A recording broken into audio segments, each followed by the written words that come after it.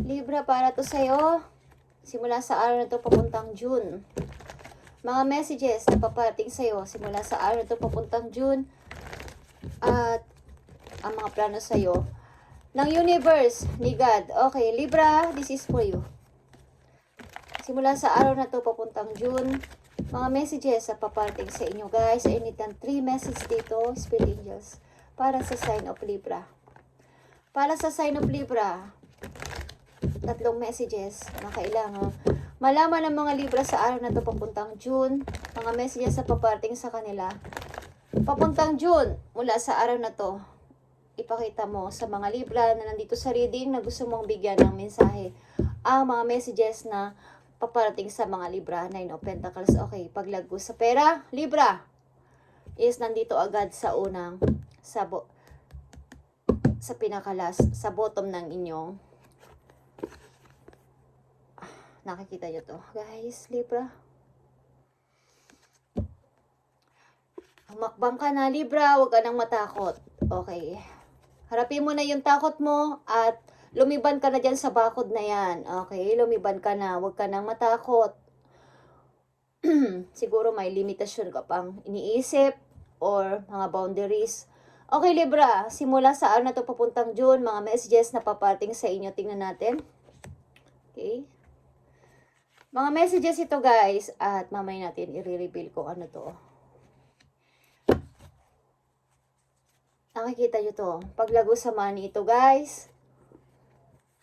At maaring pagtatatag ng maayos sa pamilya. Kung kayo nag-iisip ng magkapamilya. Okay. Libra, tingnan natin ang mga messages na paparating sa inyo. Simula sa araw na to, papuntang June. Tingnan natin yan, guys. Mga messages sa paparating sa mga Libra, ipakita mo simula sa araw na to papuntang June. Mga messages na gusto mong sabihin sa mga Libra na nandito sa reading, na gusto mong bigyan ng mensahe. Spirit Angels from Heaven, ipakita mo ang mga messages. Thank you. Para sa mga Libra na nandito sa reading, na gusto mong bigyan ng mensahe mula sa araw na to papuntang June. Okay, pamimili sa 2 trabaho, Libra. Okay, tingnan natin yan, guys. Mga messages sa paparating sa mga Libra mula sa araw na to papuntang June, ipakita mo ang mga mensahe.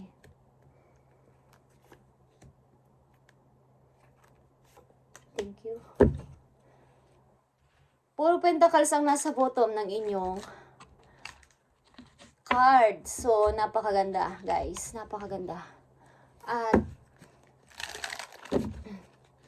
advice sa mga Libra para dito sa mga messages na to na paparating sa kanila, anong gusto mong sabihin, bigay mo ang tamang mensahe. Bigay mo ang tamang mensahe sa mga Libra na nandito sa reading, kung ano ang gusto mong sabihin sa mga Libra na nandito sa reading. Ipakita mo ang mga messages o advice na gusto mong sabihin.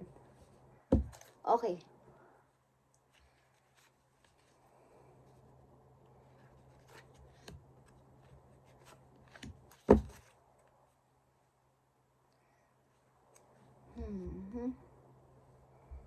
Okay, guys, tingnan natin ang unang messages sa paparating sa inyo.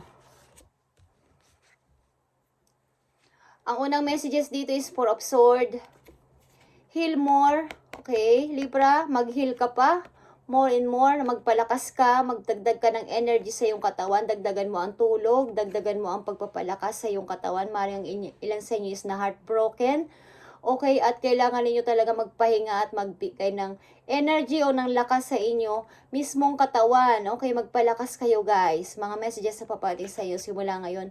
Papuntang June is mag-ayos kayo sa inyong sarili. Okay, pahalagahan nyo ang inyong sarili. Nakikita nyo tong 7 of Cups and 5 of Cups. May mga regret kayo, may mga confused, okay, sa maling person na inyong mga napili maybe, at may mga pagre-regret kayo, may mga pagsisisi, something na pagbi-blame din sa inyo sa nangyari dito sa inyong pagka-heartbroken. Ang ilan sa inyo is na heartbroken, something na kayo ay pinagtaksilan. Okay, may mga naisipan kayo na mali ang pagtanggap nyo sa offer, mali ang mga person na napili ninyo, at mali yung mga pag-ibig na inyong mga nasangkutan, at may mga regret kayo, may pagpi-blame din na pagsisisi sa sarili. But, tingnan natin ang advice sa inyo dito, guys. Libra, make today your new beginning. Libra, try to leave any past mistake in the past. Okay? Amen. Thank you, Spirit. Don't allow them to weigh you down any longer. Move forward today with the confidence and knowing that you have better and brighter days ahead. Okay? Huwag na kayong magtuon dito sa illusion, something na naiisipan nyo minsan para kayong nabablock ang mind nyo. Huwag na kayong mag-regret. Live. Okay. Make today your new beginning. Sabihin nyo sa sarili nyo na ito na yung aking beginning after kong magpahinga, after kong mag-healing dito, after kong mag-meditate, after kong maging maayos dito. After nito is magpupunta kayo sa Five of Swords, lalayo kayo sa mga tao, lalayo kayo sa mga nanakit sa inyo. Ang sunod dito ay Five of Swords, paglayo sa mga taong nag-drain sa utak ninyo, Libra. At try to leave any past mistake. Katulad ng sinabi ko, mga mistake dito, pamimili sa mga maling kaibigan, maling pag-ibig, maling tao. Okay? Don't allow them to weigh you down any longer. Kung kayo ay magda-down ng napakatagal, huwag niyong ialaw sa iyo sarili. Libra, move forward today with the confidence in knowing that you have better and brighter days ahead. Okay. Thank you, Spirit. Tingnan natin ang isa pang message sa papating sa mga Libra mula sa araw na to papuntang June. Two of Wands. Okay. Pamimili sa dalawang tao sa bagong path ng buhay ninyo. Nakikita niyo ang Two of Wands. May dalawa diyang wands, pero kailangan may piliin ka o meron kang i-choose na isang situation na magpapaayos sa inyong buhay. Okay, Libra? At may globe dito. Something na kayo ay magta-travel din. Ang ilan sa inyo nandito sa reading. At piliin nyo ang napakagandang patutunguhan ng inyong buhay. Okay, tingnan natin. Two of Swords and Eight of Swords. Nakikita nyo yan. Huwag kayong mag-overthinking, okay? Huwag kayong mag-doubt sa inyong pagpili. Piliin nyo kung ano talaga ang dapat yung piliin. Katulad ng Two of Wands sa sinabi ko, nandito sa inyong message, Libra. Huwag na kayong mag-isip at mag-overthinking ng parang hindi pa kayo napagkakatulog dahil dito. Piliin nyo kahit na may masaktan pa. Kahit na may masaktan. Kailangan ninyo talaga mag-choose. Simula sa araw na to, papuntang June, ang reading na to. Kung may mga pumipigil sa inyong utak, kaya kayo ay nag-overthinking at hindi rin kayo makapagkatulog, at nahihirapan kayo sa inyong sarili sa pagpili talaga dito is, kailangan guys, kailangan kayong may i-choose talaga para matapos na tong bumabagabag sa inyong utak at mai-release nyo na. Okay, ito ay black card. Okay, nakakapag to ng inyong utak. Two of Swords and Eight of Swords. Talagang hindi kayo minsan napagkakatulog dahil dito at nakakapagdulot sa inyo ng, kumbaga guys, yung takot ninyo talaga mag-choose sapagkat baka may masaktan ako, baka may masabi akong masama na ikakagalit ng iba. Kaya hindi kayo makapag-move ng tuloy-tuloy. Libra, tingnan natin ang message sa inyo dito. Nakikita nyo to guys. Be true to yourself, Libra, and always. Be reality. Maging totoo kayo guys. Huwag kayong magpadala sa sinasabi ng ibang tao. Not everyone will get you. Okay? Hindi lahat ng tao ay ikaw ay, kumbaga ikaw ay, kumbaga yung mabibig mo sila. Hindi lahat ng tao is makakaget sa mga gusto mo. Di lahat ng tao sa paligid mo is ikaw ay susuportahan. Kailangan sa iyong sarili mag-uumpisa ang lahat. They can only understand from their level of perception. That's on them. No matter what people say, don't ever doubt your worth. You're the beauty you hold within. Stand tall in your power, Libra.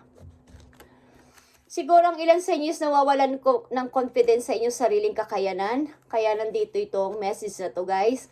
Is parang takot kayo na itry kung ano yung inyong kaya. Libra, wag ganon. Okay. Huwag kayong mag-doubt sa inyong mga kakayanan. Simula sa araw na to, maging totoo kayo sa inyong sarili. At siguro may iba kayong perspective, may iba kayong pananaw na hindi mag-get ng ibang tao, hindi nyo sila ma-please, huwag nyo silang pakinggan. Hindi sila katulad ng level ng inyong kaisipan, ang ilan sa kanila. Okay?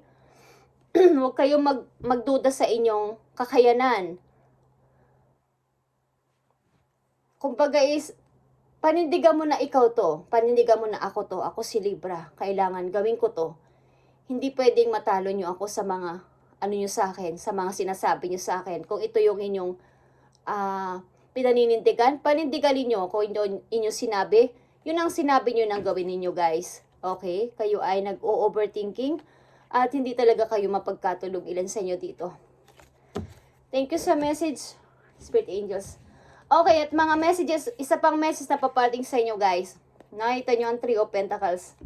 Pag-i-start to, collaborate sa ibang tao, pag-i-start ng bagong trabaho, bagong friends, mga bagong kakilala sa paligid, bagong place, bagong lilipatan. Pag-i-start ito guys. 3 of Pentacles. Pati sa inyong kaperahan. Nakikita nyo to guys. Page of Cups na dalawa ito. Okay? Siguro dito guys, may papating na dalawang pag-ibig sa inyo. Okay? May mag-uunahan ng mga tao dito makipagkilala sa inyo. Something na may mga energy dito na magpaparamdam sa inyo ng pag-ibig guys. May mga bagong tao na magpaparamdam ng pag-ibig sa inyo. Libra, energy ito ng Scorpio at Capricorn. Okay. Nakita nyo may sa to. We see that you are on the brink of breakthrough that you have been patiently waiting for. A situation is about to come full circle. The lessons have been learned. This is a win-win situation for you. Libra, trust that we are working behind the scenes to ensure the best outcome for you. Okay. Napakaganda ng mga papating sa inyo guys. Simula sa araw na to, papuntang June na message ito. At mga bagong tao makikilala ninyo dito. Ito ay isang win-win solution na maaring may mga tao kayong makikilala at magpapalitan kayo ng mga idea sa isa't isa. At napakaganda nito. At ang mga angels ninyo ay nagtatrabaho behind the scene para maging maayos ang outcome ng inyong bagong pagsisimula. Libra, okay, napakaganda ng message sa inyo. And dahil sa sobra ninyong patient nyo is ang inyong, kumbaga nagkaroon na ng close yung cycle na gusto ninyong i-close talaga magko-close na talaga ng biglaan at may mga bagong tao kayo makikilala. Bago makikipag-collaborate sa inyo, bago mga ideas paparating sa inyo, Libra. Okay? Napakaganda ng message sa inyo. At ito ay maging totoo kayo sa inyong sarili simula sa araw na to. Libra, patunayan ninyo na may kakayanan kayo dito. At make today your new beginning. Try to leave the any past mistakes in the past. Kung may mga mali kayong taong napili, maling kaibigan, maling person, huwag nyo nang isipin yun. Huwag na kayo mag-regret. Huwag nyo nang isipin na kayo ay, kumbaga, nasayang ang mga effort ko dito, nasayang ang panahon ko dito. Tama na, okay? Tumingin na lang kayo sa ngayon. Sa moment ngayon. Sa present, papunta sa future. Huwag na yung past. Okay, message for Libra today. Tingnan natin. Ang message sa inyo dito.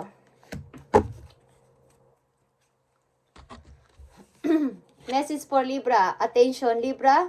I am attentive to all that manifests within me. When negative rises within me, I transform into light, love, and hope. My love for others is unconditional. I forgive. My desire to improve is constant. I am firm, brave, and hardworking. Okay. Kumbaga ay gawin nyo talaga ito ngayon o simula sa araw na to na maging yung mga gusto ninyo i-manifest ninyo simula sa araw na to at yung mga negative ay wag nyo wag nyong i-allow sa inyo at magkaroon kayo ng parang pag-aralan nyo ang magkaroon ng pagmamahal sa any mga tao na kumbaga mai-encounter nyo simula sa araw na to. At ito yan, me. This is you, Libra. Okay? I allow serenity to reign in me. The love I have for myself invites harmony to settle within my being. I listen to honor and strive to fulfill the needs of my soul. Kumbaga, it's all about you na i-allow mo yung love sa sarili mo, i-invites mo. Kumbaga, i-invites mo. Huwag mong pabayaan na ma-down ka ng ma-down dito dahil sa mga maling mga nagawa mo, mali mong mga napili, mali mong mga decision sa iyong past. Huwag mong pabayaan na ikaw ay ma-down dito ng ma-down at sisihin mo ang iyong sarili. Tama na, Libra. Okay. Attention, me.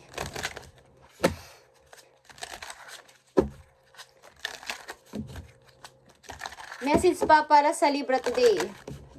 Message pa para sa Libra today.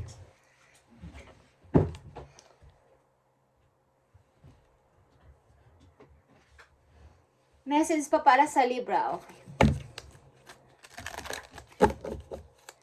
Ibigay mo ang tamang mensahe para sa Libra. Last message dito.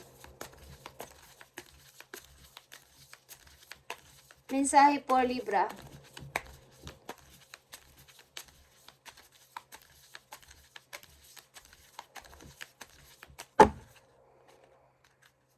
Mensahe for Libra.